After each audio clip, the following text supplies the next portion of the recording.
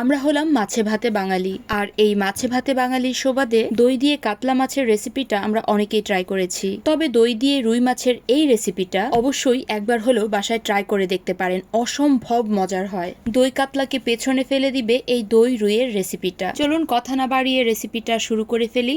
এখানে আমি আমার পছন্দ মতো রুই মাছটাকে ভালো করে ধুয়ে রেখেছি, তার সাথে পরিমাণ মতো মরিচের গুঁড়া আর পরিমাণ মতো লবণ দিয়ে মেখে রেখে দিব। কোনো ধরনের হলুদ ব্যবহার করব না। আর একটা কড়াইয়ের মধ্যে ভালো করে তেলটা গরম করে তাতে অল্প একটু লবণের ছিটা দিয়ে রুই মাছগুলোকে একদম সুন্দর করে ভেজে নিব।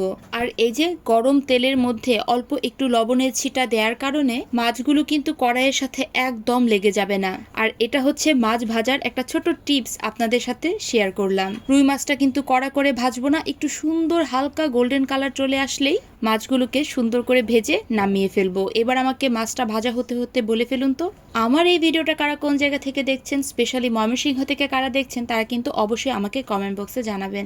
ভিডিওটা ভালো লেগে থাকলে অবশ্যই সবাই লাইক আর কমেন্ট করবেন, আর রেসিপিটা যাতে হারিয়ে না যায় তাই টাইমলাইনে এই দই রুইয়ের রেসিপিটা শেয়ার করে রাখতে পারেন। আর ভিডিওটা ভালো লেগে থাকলে অবশ্যই আমার পেজটাকে লাইক বা ফলো করে দিতে কিন্তু একদম ভুলবেন না। আর যারা ইউটিউব থেকে দেখছেন তারা কিন্তু অবশ্যই সাবস্ক্রাইব করে দিবেন। যাই হোক, মাছগুলো আমার একদম সুন্দর করে ভাজা হয়ে গিয়েছে। ওই মাছ ভাজার তেলেই ফোড়নে দেব দারচিনি, এলাচি, গোলমরিচ আর লং, অল্প একটু রসুন কুচি আর পেঁয়াজ কুচি। পেঁয়াজটা ভাজার সময় অল্প করে একটু লবণ দিয়ে দিব যাতে পেঁয়াজটা সুন্দর করে ভাজাও হয়ে যায় আর সেদ্ধও হয়ে যায়। এদিকে পেঁয়াজটা ভাজা হতে হতে আমি কাঁচামরিচ, কাজু বাদাম আর কিশমিশটা ব্লেন্ড করে নিয়ে চলে আসব। এই তো পেঁয়াজটা সুন্দর করে ভাজা হয়ে গিয়েছে, খুব সুন্দর একটা গোল্ডেন কালার চলে এসেছে। এবার আমি কাজু বাদাম, কিশমিশ আর কাঁচামরিচ বাটাটা দিয়ে দিলাম, আর তার সাথে অল্প একটু মিষ্টি দই দিয়েছিলাম। এটাতে টক দইও দেয়া যেতে পারতো, তবে আমার ঘরে মিষ্টি দই ছিল তাই আমি মিষ্টি দই ইউজ করেছি। আর তার সাথে বাটি ধোয়া জলটা দিয়ে দিলাম, আর অল্প একটু আদা বাটা ব্যবহার করেছিলাম আর অল্প একটু চিনি ব্যবহার করেছিলাম। আদা বাটাটা ভিডিওতে দেখাতে ভুলে গিয়েছি, আর চিনিটা যার যার স্বাদ মতো ব্যবহার করলেই চলবে। আমি যেহেতু মিষ্টি দই ব্যবহার করেছিলাম তাই চিনিটা একটু অল্প করেই দিয়েছি। ব্যাস, এই কাজু বাদাম বাটা আর দইটাকে আমি ভালো করে কষিয়ে নিব।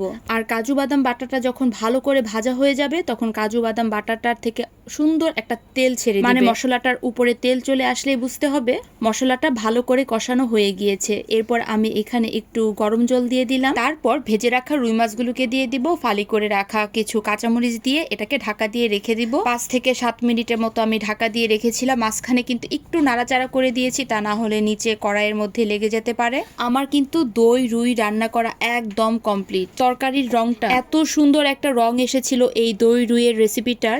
এটা গরম ভাতের সাথেও যেমন ভালো লাগে, সেই সাথে পোলাওয়ের সাথেও ভালো লাগে। এই দই রুই রেসিপিটা আমি পহেলা বৈশাখের দিন বাসায় রান্না করেছিলাম। এরপর বাসার সবার কাছে প্রচন্ড ভালো লেগেছে। এরপর আমি আরো একদিন বাসায় রান্না করেছিলাম, তখন সবাই পোলাও দিয়ে এটা খেয়েছিল। তো কেমন লাগলো আমার আজকের এই দই রুইয়ের রেসিপিটা আমাকে অবশ্যই কমেন্ট বক্সে জানাবেন। তো আজকের ভিডিওটা এই পর্যন্তই, দেখা হবে পরবর্তী একটা ভিডিওতে। So tata.